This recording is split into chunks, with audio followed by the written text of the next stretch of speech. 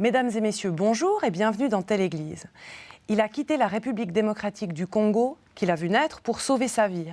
6 ans plus tard, il a rejoint la Hollande, où il a obtenu l'asile politique. Aujourd'hui, il nous raconte son périple de réfugié et donne ainsi une voix à des millions d'autres qui n'en ont pas. Emmanuel Mbolela, bonjour. En 2002, vous avez été contraint de fuir la République démocratique du Congo pour des raisons politiques. Vous avez traversé le Cameroun, le Nigeria, le Bénin, le Burkina Faso, le Mali et l'Algérie avant d'arriver au Maroc, où vous avez été bloqué pendant plusieurs années. C'est finalement en 2008 que vous obtenez l'asile en Hollande, que vous avez rejoint par avion. Cette odyssée, vous la racontez dans un livre, Réfugié, qui est paru en 2017 en français aux éditions Libertalia. Le 25 mars, au Cinéma Palace de Bévillard, vous donnez ou avez donné une conférence, suivant quand les téléspectateurs nous regardent. Emmanuel Mbolela, à votre arrivée en Hollande en 2008, et malgré le soulagement, une question vous taraude, et je vous cite « Saurais-je la reconstruire, cette vie que je viens de sauver ?» 11 ans après, comment est-ce que vous y répondez?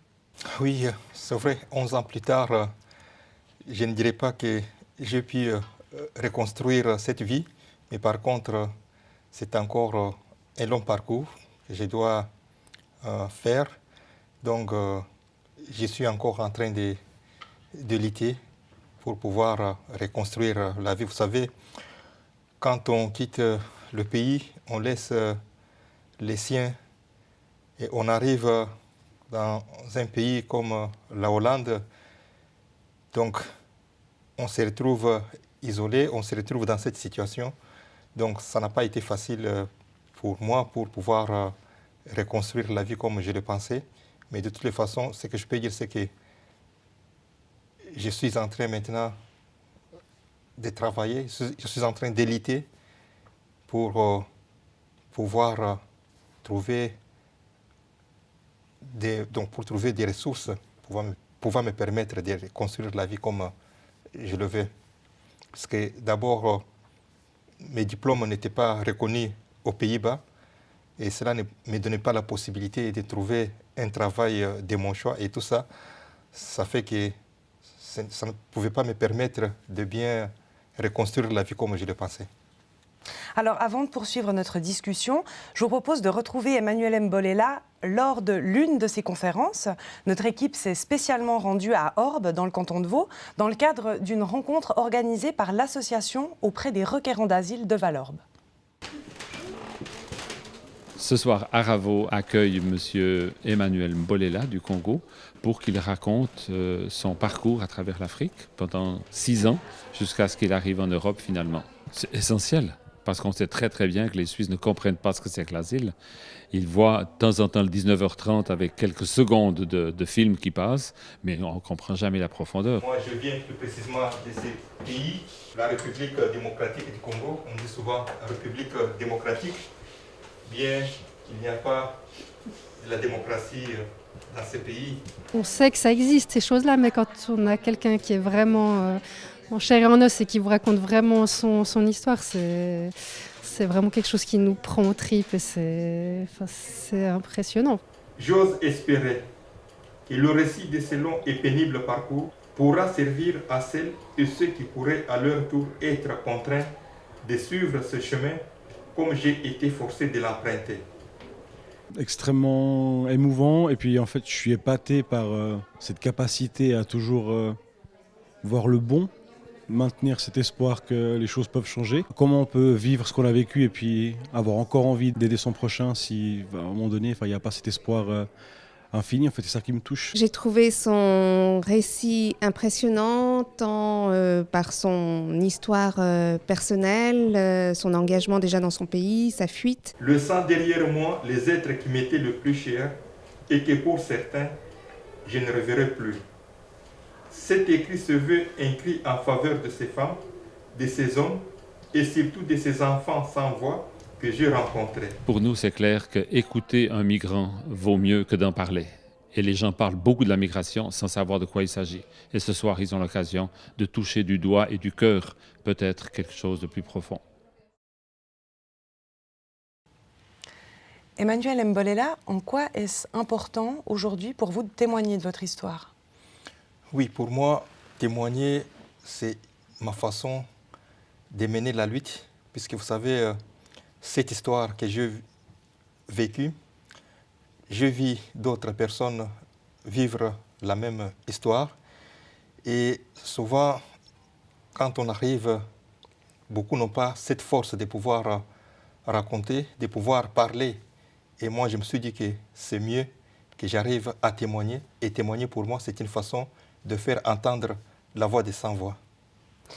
Votre histoire marque, on l'a vu dans le reportage de tout à l'heure. Comment est-ce que les gens réagissent à votre récit? Oui, il faut dire que depuis 2014, quand j'ai commencé à raconter cette histoire, quand le livre a été publié, les gens réagissent positivement, puisque, vous savez, il y a des gens qui pensaient qu'on prenait le parapluie un bon matin au Congo ou quelque part en Afrique, et le soir, on atterrisse ici en Europe. Mais par contre, quand je commence à parler, à expliquer d'abord pourquoi on arrive à quitter le pays et quels sont les problèmes que nous avons pu rencontrer pendant la route, alors les gens arrivent à comprendre et à réagir aussi positivement. J'aimerais maintenant revenir sur votre parcours. En quelques mots, est-ce que vous pouvez nous dire pourquoi est-ce que vous avez dû quitter la République démocratique du Congo? Oui, j'ai quitté la République démocratique du Congo. D'ailleurs, je parle de démocratique, mais il n'y a pas de la démocratie dans ce pays-là. J'ai quitté uniquement pour avoir organisé des manifestations pacifiques pour demander au pouvoir en place de s'impliquer dans le processus démocratique qui était en cours. Imaginez que nous avons un pays très riche, mais la population vivait dans une extrême pauvreté. Et en même temps, il y a eu une guerre qui est arrivée, provoquée par le mécontentement de la population. Alors les autres ont pu prendre les armes pour pouvoir instaurer la démocratie, et cela a dégénéré.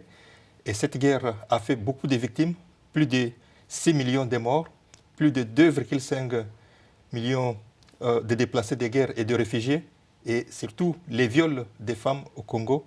Et toute cette histoire m'avait beaucoup révolté. On s'est dit on ne pouvait pas croiser les bras. J'étais encore étudiant, et ensemble avec des amis, d'abord j'étais étudiant, en même temps je m'étais engagé au sein d'un parti politique d'opposition qui lutte pour l'avènement de la démocratie et d'un état de droit au Congo. Alors, avec des amis, avec des camarades étudiants, nous avons compris que la situation, il y avait le feu à la demeure, il fallait agir.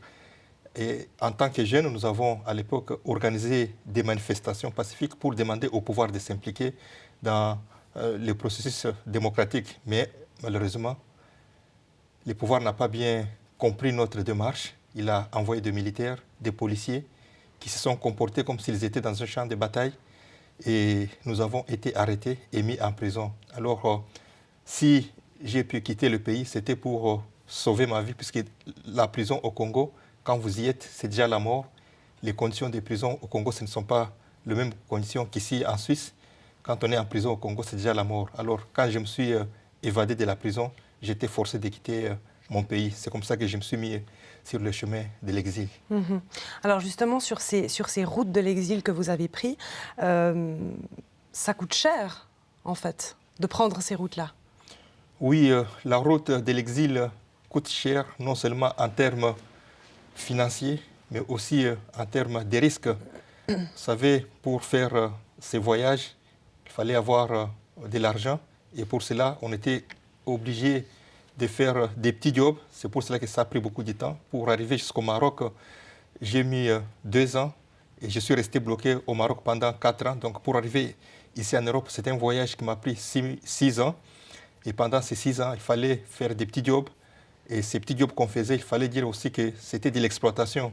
Mais on était obligé de faire ça pour gagner un peu d'argent afin de pouvoir effectuer ces voyages. Mais en même temps, il y avait aussi beaucoup de risques, beaucoup de violences que nous avons subies. Et tout ça, ça fait partir de ces voyages. Donc, ça a un coût. Non seulement un coût en termes monétaires, mais aussi en termes de risques et en termes de violences. Oui, parce que tout se paye, en fait. Hein. Tous les trajets que vous faites, tout se paye. Oui, tout se paye. Non seulement tout se paye, mais aussi ça se paye. Et en même temps, vous arrivez quelque part, vous rencontrez des bandits qui vous dévalisent de tout, qui prend tout. Et si vous n'avez pas quelque chose, c'est la mort, c'est la mort. Sur ces routes, donc pour traverser toute l'Afrique, vous l'avez faite entourée d'hommes, de femmes et d'enfants qui eux aussi étaient en fuite. Et malgré cette proximité du quotidien, mais aussi celle de vos histoires, hein, qui se ressemblaient quand même passablement, on a l'impression, en vous lisant, que c'est la logique du chacun pour soi qui règne entre les réfugiés. Oui, il y a des endroits où c'est du chacun pour soi. Pourquoi? Parce que vous arrivez dans certains endroits, vous rencontrez par exemple des bandits et quand vous osez parler pour défendre, par exemple, vous voyez ces bandits qui sont des gens sans foi ni loi, qui veulent faire subir certains actes aux femmes et quand vous voulez lever les tons, hausser les tons, c'est-à-dire que vous allez laisser la vie dans le désert. Et c'est pour cela qu'il y a des endroits comme ça où chacun pour soi, donc vous êtes là, chacun cherche toujours comment arriver à défendre sa vie. On est là, sans voix, sans quoi faire. Et il y a quand même des moments où la solidarité est de mise. On le voit aussi, on le lit dans votre récit. Vous n'hésitez pas à donner de l'argent à certains de vos compagnons de route pour qu'ils aillent un petit peu plus loin. Ou parfois, certains hommes sont prêts à dire qu'une femme est la leur pour pouvoir éviter qu'elle se fasse violer. Oui, c'est vrai. Il faut dire que sans la solidarité, c'était difficile. Et la solidarité, c'était notre arme.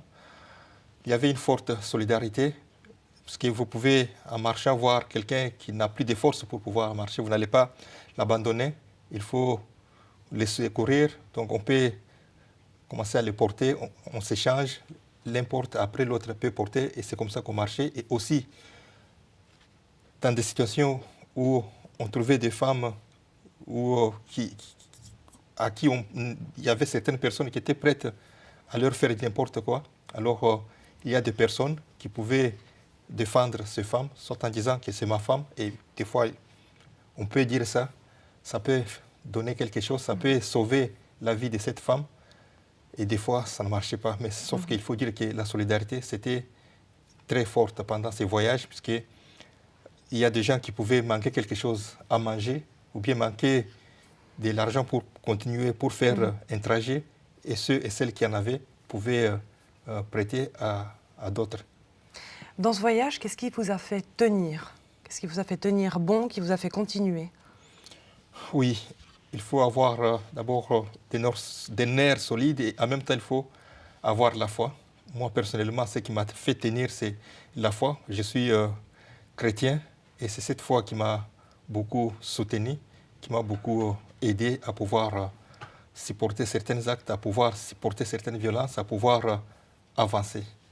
Et vous savez aussi, quand vous savez que derrière, il y a quelque chose qui vous attend, si vous retournez, soit c'est la mort qui vous attend. Donc, c'était encore une force d'eau. Il faut toujours continuer, il faut toujours forcer pour aller de l'avant.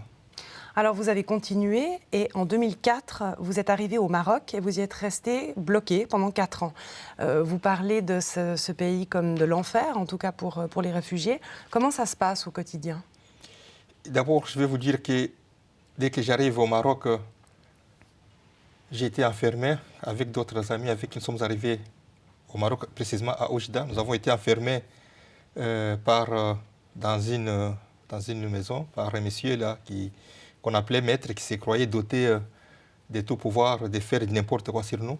Nous avons été enfermés, nous avons subi des tortures morales. C'était une façon de nous soutirer tout ce qu'on pouvait avoir. Et en même temps, j'arrive à Rabat. J'ai été accueilli par le rafle. Rafle, c'était des arrestations qui étaient organisées par la police. Ces rafles commençaient entre 3h et 4h du matin. On était arrêtés. Et quand on est arrêté, on était expulsés au niveau des frontières. Et à ce niveau, c'était dans une zone de non-droit. Quand vous y êtes expulsé, vous étiez vite récupéré par des bandits qui vous dépouillent, qui vous torturent. Donc c'était ça le quotidien au Maroc. Donc c'était une vie, comme je l'ai dit, c'était une vie de non-droit, une vie où on était enfermé dans une bouteille, c'est-à-dire qu'autour de nous, on voyait des personnes qui vivaient, mais nous étions là enfermés, en train de contempler. Et c'est justement à ce moment-là que l'idée de demander l'asile en Europe se concrétise. C'est un nouveau parcours du combattant de se lancer dans ces démarches-là? Oui, c'était un nouveau parcours du combattant, oui. C'était très dur. D'abord, vous savez, on n'avait pas de papier. Et là, on ne pouvait pas demander le visa dans une ambassade pour pouvoir voyager. On ne pouvait pas, on n'avait pas ces droits-là. Et même ceux qui avaient ceux qui pouvaient avoir des papiers, vous savez, au niveau des ambassades, on ne donne pas de visa. Et le seul moyen qui restait, c'était de pouvoir prendre la mer ou bien aller sauter le mur des Barbelés qui est entre le Maroc, qui est construit au niveau des Ceuta et Melilla, qui sépare le Maroc et l'Espagne. Donc c'était ça, mais ce qui n'était pas d'ailleurs facile. Donc c'était vraiment des moments très difficiles, un parcours, et on ne savait pas comment ça pouvait aboutir. Et malgré la difficulté, vous n'avez jamais pensé à prendre un Zodiac et traverser la Méditerranée comme beaucoup d'autres l'ont fait? Ce n'était pas une option pour vous? Non, oui, les conditions étaient tellement dures qu'une fois j'ai essayé, mais ça n'avait pas marché. J'ai dit souvent que c'était le plan de Dieu, parce que ceux qui étaient partis, ils ne sont jamais arrivés ici en Europe. Et depuis là, je me suis dit que je ne pouvais plus prendre encore des Zodiacs pour partir. Ce n'était plus une option pour moi. Je me suis dit, je dois rester au Maroc, je dois me battre, je dois continuer la lutte au Maroc. Vous vous êtes battu justement au Maroc, notamment en créant l'association des réfugiés congolais au Maroc, l'ARCOM. Quel impact a eu cette association? Oui, vous savez, comme je l'ai dit au début ici, que quand j'arrive, c'était des rafles, c'était des arrestations, et ces arrestations se faisaient régulièrement, donc au moins une fois par semaine. Mais quand on faisait ces arrestations, personne ne parlait. C'est comme ça qu'on s'est dit, on ne peut pas continuer à garder le silence, il faut qu'on s'élève, il faut qu'on parle, puisque le fait d'avoir le papier ne peut pas être un obstacle pour nous. Ça ne peut pas, donc les papiers ne peuvent pas avoir plus de valeur que nous, les êtres humains. C'est comme ça qu'on a mis en place l'ARCOM, on a créé l'association ARCOM, et avec l'association ARCOM, nous avons commencé à parler, à dénoncer les violences dont nous étions victimes de la part de la police. On a dénoncé cette situation, et je peux vous dire que plus on dénonçait, et ce rafle qui se faisait régulièrement une fois par semaine, on a commencé ça se faisait une fois par mois. Et en plus, à cause de ces combats, de cette lutte que nous avons menée au Maroc, il y a aujourd'hui au Maroc un grand réseau de lutte de migrants. Il y a un réseau qui s'est constitué de lutte, et les migrants sont en train de lutter aujourd'hui pour défendre leurs droits. Et en 2013, le Maroc a décidé pour la première fois dans l'histoire de faire une campagne de régularisation. Il y a eu plus de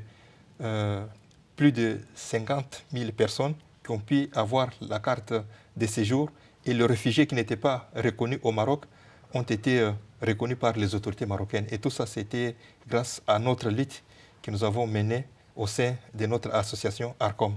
En 2008, vous arrivez en Hollande, tout est nouveau. Vous devez apprendre la langue, trouver un logement, trouver un emploi, refaire des démarches pour avoir des papiers pour la demande d'asile. Vous devez vous faire à cette nouvelle vie. Et parallèlement à toute cette nouveauté, vous vous réengagez dans une lutte politique. Est-ce que vous pouvez nous en dire un petit peu plus? Oui, c'est comme je viens de le dire. Quand j'arrive, J'ai trouvé, oui, moi je suis arrivé au Maroc, en Hollande, c'était par la procédure de réinstallation du HCR, mais en même temps j'ai trouvé des réfugiés sur place qui vivaient dans des situations très difficiles, à qui on ne veut pas donner de papiers, qui sont abandonnés comme ça, qui passent nuit sous les trottoirs, qui passent nuit dans les trous des métros. Et tout ça, pourquoi? Parce que on les considère comme des migrants économiques. On dit non, voilà, ils ont fui la pauvreté et que l'Europe ne peut pas accueillir toute la misère du monde, tout en sachant que la même Europe est en mesure d'accueillir toutes les richesses du monde. Alors c'est pour cela que je me suis dit, je ne vais pas croiser les bras, je vais m'engager dans la lutte. Et depuis, je suis là, en train de mener de lutte pour défendre la cause de réfugiés, défendre la cause de migrants qui viennent ici. Donc c'est pour faire savoir à ceux et celles qui sont en train de mettre en place des politiques migratoires xénophobes, discriminatoires, qu'il faut s'interroger sur la relation des causes à effet. Pourquoi les gens arrivent à venir ici en Europe? Pourquoi les gens arrivent à quitter leur pays pour se mettre sur la route, sur le chemin de l'exil? Donc il faut se poser des vraies questions et dégager la responsabilité. C'est ça les combats que je suis en train de mener aujourd'hui.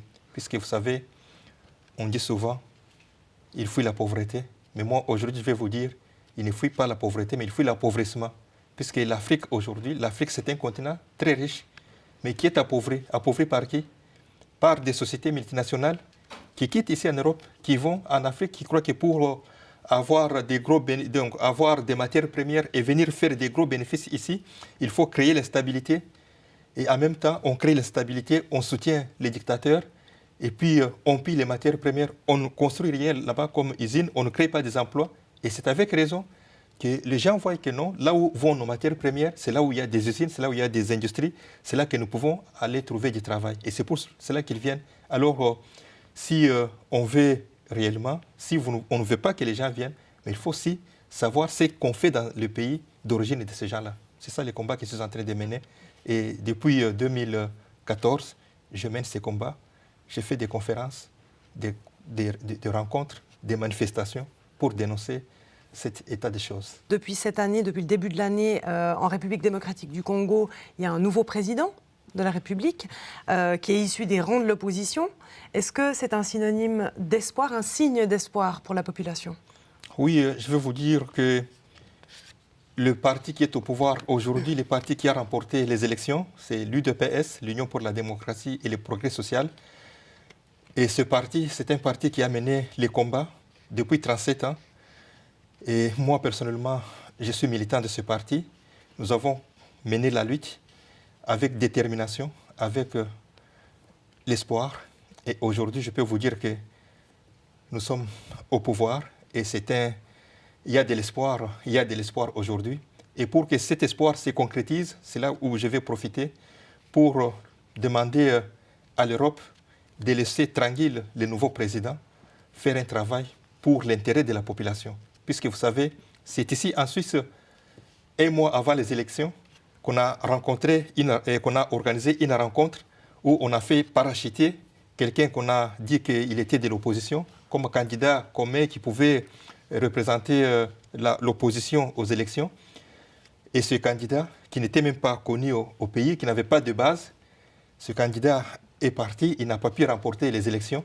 Et puisque ce candidat n'a pas remporté les élections, ici en Europe, on a vu des dirigeants européens tergiverser, garder le silence pour dire que non, voilà, les élections n'ont pas été bien organisées, il y a eu des irrégularités. Mais en même temps, ils ignorent que le président qui est élu, c'est quelqu'un, il est issu d'un parti qui a lutté depuis 37 ans. Donc, pour moi, je crois qu'il y a de l'espoir. Et pour que cet espoir se concrétise, je vais demander à l'Europe de laisser tranquille le nouveau président. Et non seulement laisser tranquille le nouveau président, mais c'est aussi le moment. Puisque j'ai fait beaucoup de conférences ici en Suisse. J'ai dit, Mobutu a laissé beaucoup d'argent ici. Mais il faut retourner cet argent au pays pour qu'on puisse construire des écoles, construire des hôpitaux. On m'a toujours dit non, voilà, mais si on retourne cet argent, mais ça va tomber encore entre les mains d'un dictateur. Mais aujourd'hui, il y a un président démocratiquement élu, un président qui a beaucoup lutté pour l'intérêt de la population, il est là. C'est ça le moment. Et je demande à la Suisse de retourner l'argent de Mobutu pour que cet argent puisse contribuer à la reconstruction de notre pays. On arrive au terme de cette émission. Emmanuel Mbolela, merci pour votre témoignage. Si vous souhaitez en savoir plus, notamment sur le parcours d'Emmanuel Mbolela, mais aussi sur la situation politique et historique en République démocratique du Congo, un livre, Réfugiés, qui est publié aux éditions Libertalia. Merci à vous d'avoir suivi notre magazine et à très bientôt dans Telle Église.